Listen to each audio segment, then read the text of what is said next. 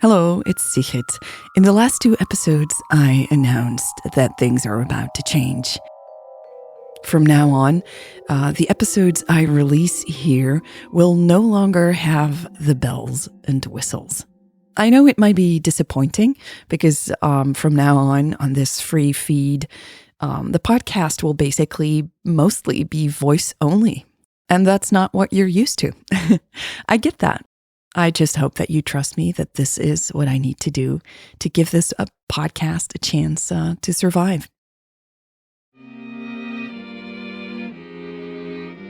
Welcome to the Lesbian Romantic podcast.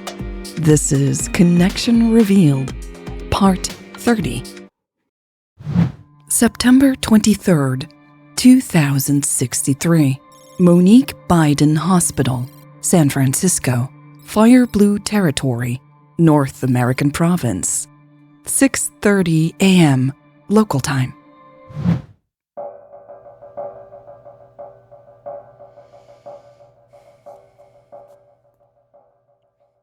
Elle took in a deep breath before entering the room. There was a lot at stake, and she wasn't sure her plan would work. But before she could push open the door, a voice rung through the hallways. "Eleanor!" Elle froze and let go of the door handle. "Madam President," Ellen, the Secretary of Defense, said loudly. "A moment, please." "Ellen," Elle replied defensively. What was her secretary doing here? And why was she addressing Elle as if they were alone? This was a hospital and there were people and guards everywhere. "I heard what happened," Ellen said, nodding in the direction of a corner in the hallway. Elle joined her there, crossing her arms. "Yes, I asked my team to brief you." The Secretary of Defense arched a skeptical eyebrow. Elle tilted her head. "Ellen, you were informed as soon as it became clear that you should be involved." Bristling, Ellen retorted, "I was already involved. We discussed this just hours before you decided to take yet another major security risk. You disregarded my advice again." "Ellen," Elle replied, "I do get to make my own decisions. Your role in this is an advisory one." She had meant to sound firm, but it had come out harsher than intended. "Wow, do you realize who you remind me of right now?" Ellen said, her eyes narrowing. "After these 2 enemy scientists have finally left our territory, I am resigning." "What?" Elle asked, more angry than startled. "What are you talking about? I'm assuming you don't want me to accompany you into there?" Elle's lips parted. Of course she didn't want the secretary to enter with her. Ellen smiled sadly and gestured towards the ceiling. "This hospital was named after your aunt. The universe sure has a strange sense of humor." Confused, Elle stared at her Secretary of Defense. What did any of this have to do with Elle's aunt, Monique Biden? But before Elle could say anything, the secretary pivoted and walked away. Elle watched the older woman walk down the hallway without looking back even once. She knew she should be angry, but instead, Elle felt very, very small.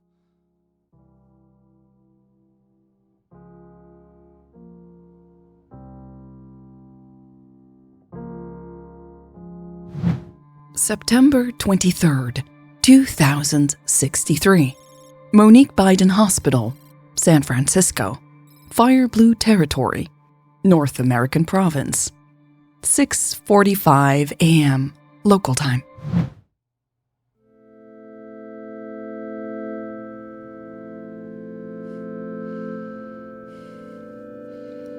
Michelle struggled to think. She wanted to put into words what she was feeling, but she couldn't. But she did understand one thing. She was a different person. It was as if there were 2 versions of Michelle, one before this morning and one after. She had always laughed at people who claimed to have changed profoundly. She never believed people could truly change. You were born a winner or a loser, and that was that. Yet Michelle was sure something deep inside her had shifted. She glanced down at Jade, who lay in her arms, still breathing fast. Jade's hand rested on Michelle's chest, her cheek on Michelle's shoulder. A few stray strands of Jade's beautiful hair tickled Michelle's nose, but she dared not move to brush them away. Doing so would break the spell she was under, and strangely enough, Michelle liked being under it. Watching Jade experience pleasure during their encounter, which Michelle could never call making love, absolutely blew her mind. She had never seen anyone give themselves so openly and freely to pleasure, especially in a hospital bed. A grin slowly spread across her lips.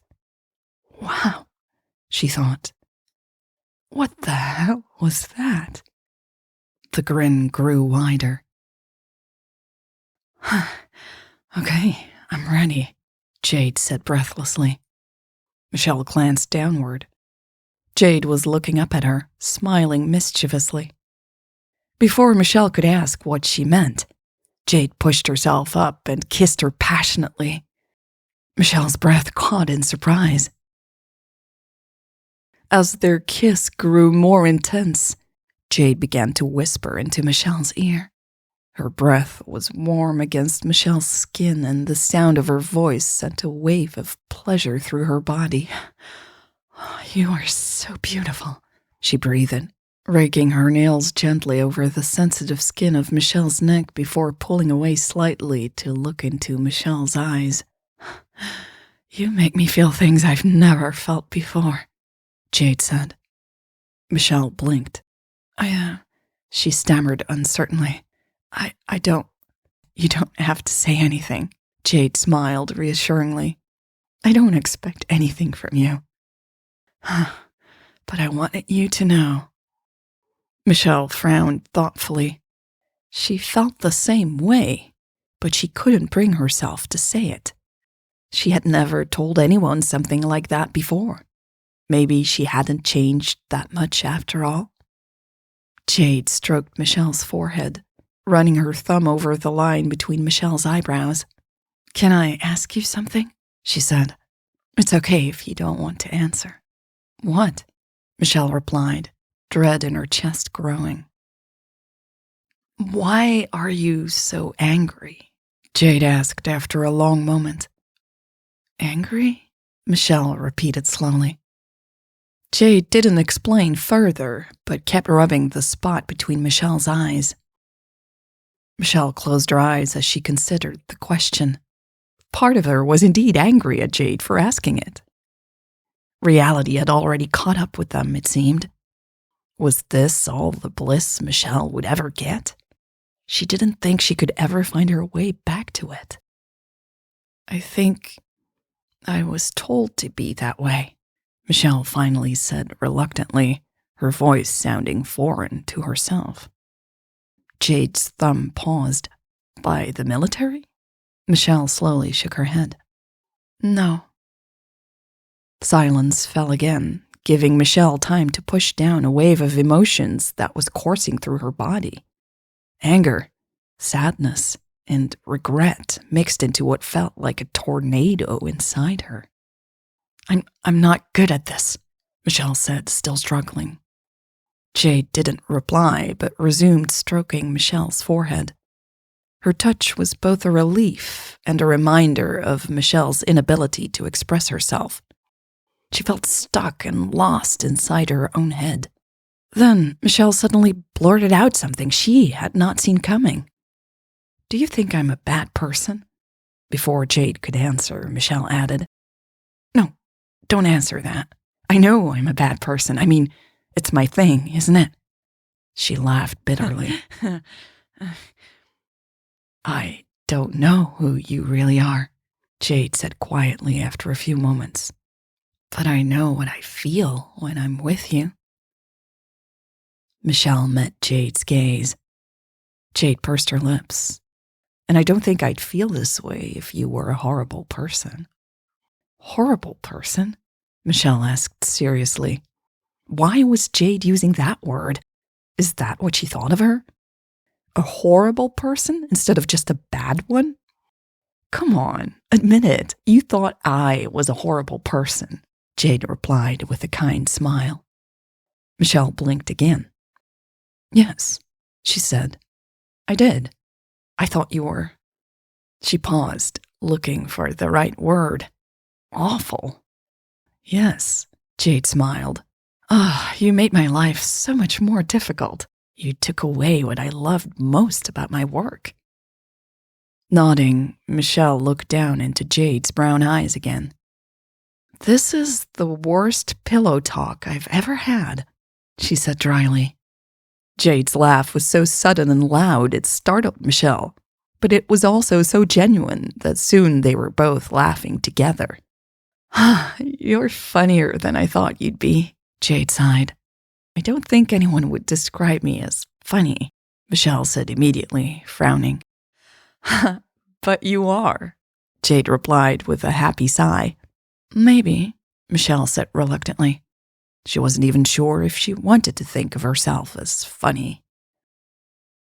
I no longer think you're awful, by the way, Jade whispered, running her hand through Michelle's hair. It was an intimate gesture, and Michelle stiffened. But I'm always angry, she said. Jade seemed to sense Michelle's growing discomfort and leaned back a little. Are you? Michelle considered the question again. The heavy feeling in her chest grew more intense. I guess I am, she finally said. I like being angry. Jade smiled. Me too. Michelle's eyes snapped back to Jade's. You do? Jade smiled and nodded slowly. Takes one to know one, right? I love being angry at people, and I'm always angry at the military. I'm angry at my boss. Of course, I was super angry at you, and I'm so angry at... She stopped. Michelle waited. Jade averted her gaze and started to fidget with the wedding band on her finger. Michelle only noticed it because she had looked at Jade's hand coincidentally. Or maybe instinctively. She realized then that she barely knew anything about Jade. Michelle didn't know if Jade was married, for example, but it was an option. Did she unknowingly play a part in Jade cheating on someone? That thought troubled Michelle, and it bothered her that it troubled her. Would she have cared in the past? Somehow, Jade had knocked down some barriers that Michelle had previously protected with everything she had. Michelle thought of Louise all of a sudden. Was this how Louise had ended up betraying everything she stood for? By being locked up and placed under immense pressure in rebel territory? Was that what had happened? Michelle blinked a few times. The bliss was gone for sure, but she still felt different. Never before had she come close to understanding how Louise could have fallen for Eleanor Lucas. Until now. Now, Michelle found herself in a situation that she never imagined she would allow herself to end up in. And things weren't about to get better, she sensed. In fact, they'd probably only get worse.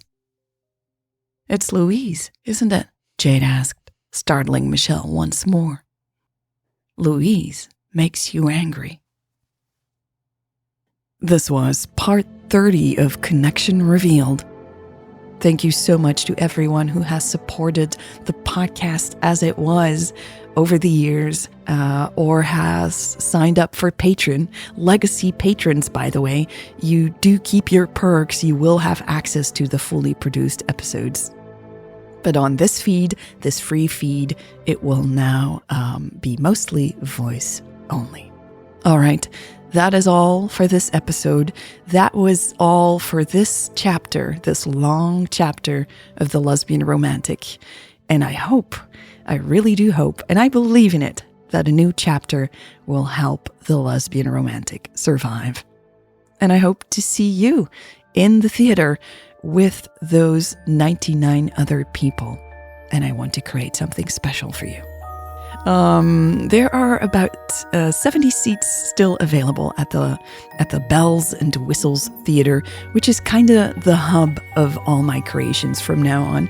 And it's a very special place with only 100 seats for the super fans of my work. And I want to create something very special, something very personal for you. So I hope that you will join me there. Find out more about it at patreon.com/lesbianromantic. That is patreon.com, patreon.com/lesbianromantic. All right, that is all for this week. Thank you so much for listening, and I will see you soon.